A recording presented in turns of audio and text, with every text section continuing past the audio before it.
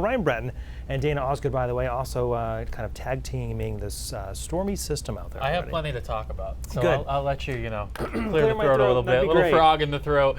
Yeah, Brian, we've got some wind and rain that we're dealing with this afternoon, and it's really just a few-hour period of the strongest wind gusts. It's between now and 6 p.m., generally speaking, but really over southern Maine, it's between now and 3 or 4 o'clock, and then once you get into central and eastern Maine, it's into the late afternoon and early evening. There already are some isolated outages. There will be more through the afternoon, and despite the rain, we're not really expecting much flooding. There could be some poor drainage flooding, but no river and stream flooding because this is a very quick moving system.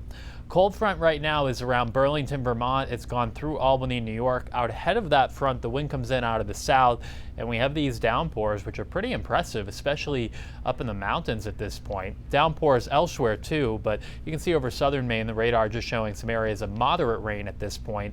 To the north, though, heavier rain. Lewiston, Leeds, around Route 2, Rumford, Farmington, Rangeley as well, and that's lifting into the Bangor area at this point too.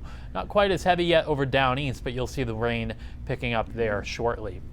This wind transporting in much milder air. It's 54 in Bar Harbor and Waterville, 50 in Lewiston, 51 in Portland. Notice Freiburg's only at 40.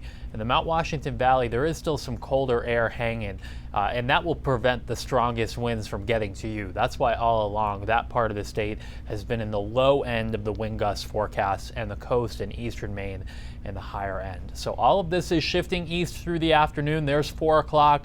The front going through Lewiston and Portland. Strong winds to the east of the front, out of the south. Behind it, the winds shift and come in out of the west. By 6 o'clock, that front has cleared through central and southern Maine. It's moving through eastern Maine.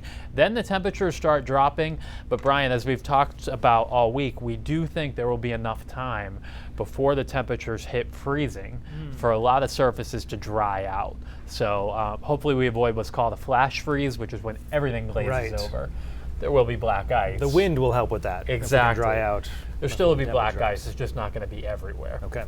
Let's get you caught up on what's going on outside and talk more specifically about the wind too. For that, we send it to Dana, who, by the way, volunteered to go up on the wanted deck. to be there. Yeah. Hey, I always like being out in the elements. It's one of my favorite parts of the job. But right now I would say it's not raining particularly hard. Right now we saw on the radar there was more light to moderate rain right now in areas of southern Maine, but the wind has certainly been picking up. We have had a couple of stronger wind gusts while I've been standing out here. Much of the state right now gusting between 30 and 40 miles per hour, and that's only going to continue to pick up over the next few hours. So in terms of power outages, Vermont has already seen the peak of this storm. The cold front is pretty near Burlington right now, so they're currently seeing about 20,000 outages, whereas Maine is seeing about 2,500 outages, but we are expecting that to increase over the next few hours. So if you're in areas of southern or central Maine, your outage risk times are going to be from about now until around 4 or 5 p.m. So that's going to be the first part of the state as this front travels from west to east throughout the state this afternoon. Areas of the mid-coast will be just a couple of hours later, outage risk lasting until about 5 or 6 p.m.